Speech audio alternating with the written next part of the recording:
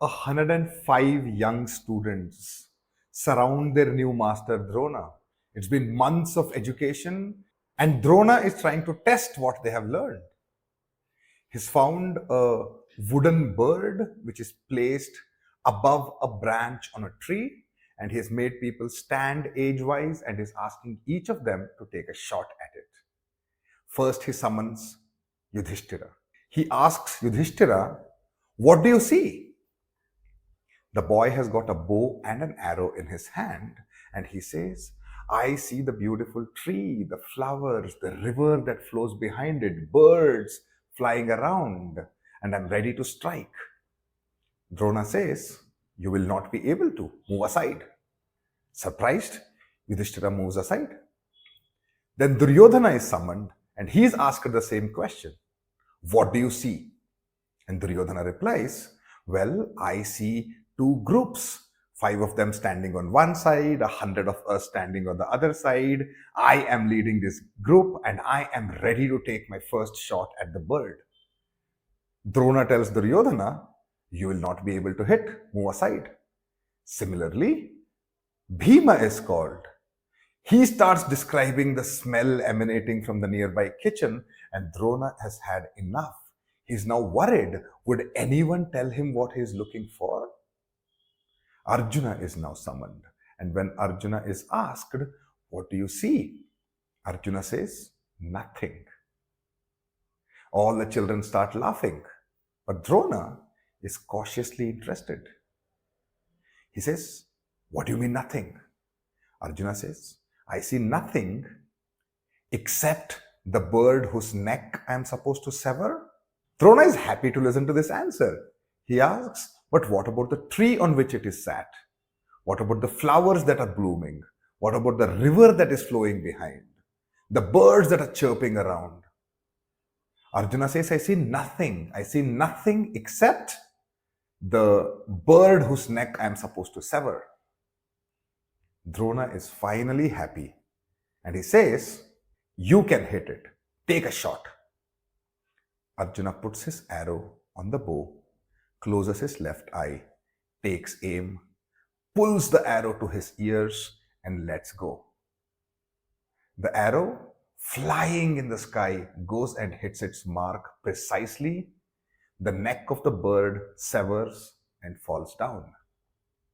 Drona turns to everyone and says, "This is what I wanted to hear." The fact that Arjuna was the only one who could focus on the target that was given to him tells you that that is the way you succeed, by focusing. The young children have all learned a lesson today. Although Bhima and Duryodhana are not very happy about it, because even though they had given the wrong answer, maybe if the master had given them a chance, they might have hit it. Yudhishthira accepts this lesson with humility. All the other younger brothers are happy, and everyone disperses, having learned a very, very important lesson in success: focus. Drona is blossoming into a good teacher. His path to greatness is still ahead of him, but he's getting there. Arjuna, at least, is becoming a great archer. Drona is so happy with his progress that he makes a promise to Arjuna and says, "I promise you, Arjuna, one day I will ensure you are the greatest archer in the world." This bond between Drona and Arjuna will remain till the very end of the epic. We'll see where the story goes, but the teacher and the student are inseparable, and the teacher keeps adding more and more value to the life of the student.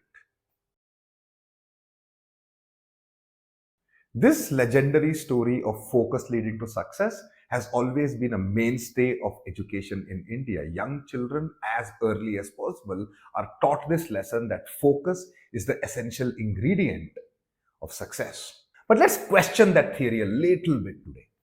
Is focus enough? It's necessary, but is it sufficient? As we read deeper into the Mahabharata, we almost immediately after this story come across another one which gives us a more powerful reason why Arjuna succeeded. Focus was there, sure, But there is something else. Drona has instructed the servants and cooks in the palace, rather strangely, that Arjuna should never be fed in complete darkness. Whenever he served food, it has to be either bright outside because of the sun, or a bright candle is to be lit in front of him. He should never eat in complete darkness. Now, one day, when a servant forgets to close the window, it's night, a gush of wind blows and extinguishes the candle that is lighting up Arjuna's room as he's eating his food. For one moment, before someone comes and lights up the candle, Arjuna is able to eat that morsel of food. And in the moment that it takes for him to eat the food, he stumbles upon a profound truth. He realizes if you have done something long enough and you have practiced it and you have muscle memory for it, you don't necessarily have to see to perform that job, because his hand knows the exact relative position of the plate to the mouth. He could eat without seeing the food or the dish upon which it is served. This simple truth opens up a lot of ideas in his mind. At night, when everybody has gone to sleep, Arjuna is the only one who will stay up and practice. In pitch darkness, he will try and hit the target with his arrows. When his right hand is tired, he'll hit with his left hand, but he will keep practicing all night. Most archers have their dominant hand more powerful because of the action of shooting the arrow. Arjuna is the only one who practiced equally with both hands, and therefore one of his names is Savyasachi, or ambidextrous.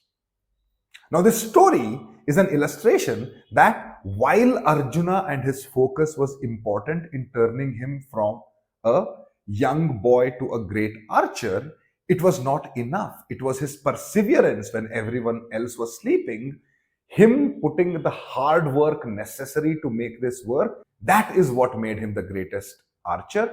And this is a lesson that we all must remember. Focus is good, but perseverance is what will make you the best.